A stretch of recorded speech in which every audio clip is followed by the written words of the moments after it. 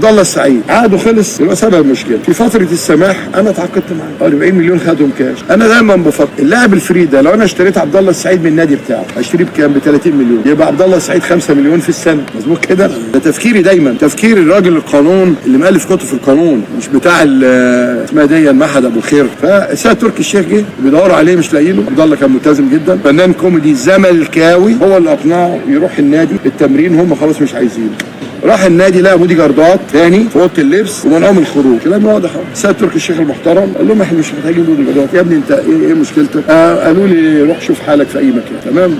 ايه يا ابني طلباتك؟ قال لهم انا خدت 40 مليون. قال له خلوهم 8. محمود الخطيب قال له ايه؟ عبد الله ده القلب هو فعلا قلب الاهلي. هو من ساعه ما مشي الاهلي بيعمل كده. يا عم قلب ايه وقوانص ايه؟ بعد ما مشي قال لي خد 2 افريقيا و2 سوبر و2 مرز كاس عالم للانديه و2 شيش طاووق و2 هوت دوج. في ايه؟ مع كولر ما تقدرش تحكم دلوقتي. ايه رايك في الزمالك مع فيريرا؟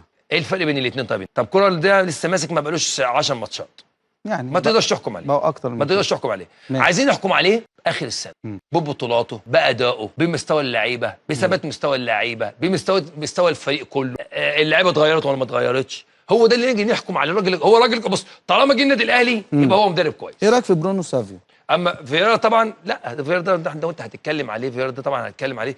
قبل كده جه مع الزمالك واخد معاهم الدوري والكاس، والسنه اللي فاتت جه اخد معاهم الدوري والكاس، والسنه دي يعني انت فاهم انت ماشي. هنقول مستواه مش كويس، بس هنقول هو مدرب وحش؟ لا طبعا ما ينفعش. لا ما تقولش كده.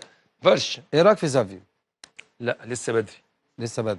بس لسه بدري. لو حد قال لك هنا لعيب كويس بيضحك عليه، ولو قال لك لعيب وحش بيضحك عليه. الراجل في 11 ماتش مع الاهلي ساهم في 9 اهداف، 7 صناعه و2 تسجيل. برازيلي اصفر برقص صامبا، واللي مش عاجبه يشرب من اي خراره.